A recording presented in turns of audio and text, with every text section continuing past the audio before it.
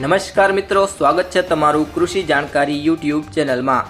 તો મિત્રો, હવે ડુંગળીના ભાવમાં વધારો ક્યારે જોવા મળશે તેના વિશે આ વિડીયોમાં જાણીશું।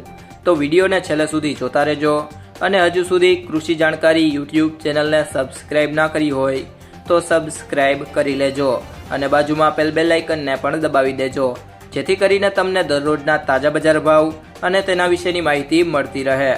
ડુંગળીની બજારમાં પાંખા વેપાર વચ્ચે ભાવમાં સરેરાશ નરમાઈ જોવા મળી હતી। ડુંગળીની બજારમાં હાલ ખાસ કોઈ મોટા વેપાર નથી અને આગળ ઉપર વેપાર કેવા થાય છે તેના પર બજારનો આધાર રહેલો છે। હાલના તબક્કે ડુંગળીની બજારમાં કોઈ જ મોટી ડિમાન્ડ નથી।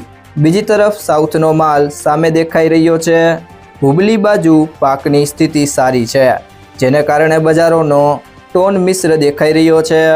ગોંડલમાં લાલ ડુંગળીની 8600 થેલીની આવક સામે ભાવ ₹91 થી 266 હતા, જ્યારે સફેદની 166 થેલીની આવક સામે ભાવ ₹31 થી 111 હતા। રાજકોટમાં 3500 કટ્ટાની આવક સામે ભાવ ₹100 થી 335 હતા। મહુવામાં 2800 થેલીની આવક સામે ભાવ ₹128 થી 315 હતા અને સફેદની 270 થેલીની આવક સામે ભાવ ₹135 થી 200 હતા। નાસિકમાં 6000 ક્વિન્ટલની આવક સામે ભાવ ₹400 થી 1431 હતા, જ્યારે એવરેજ ભાવ ₹1340 ક્વોટા થાય છે।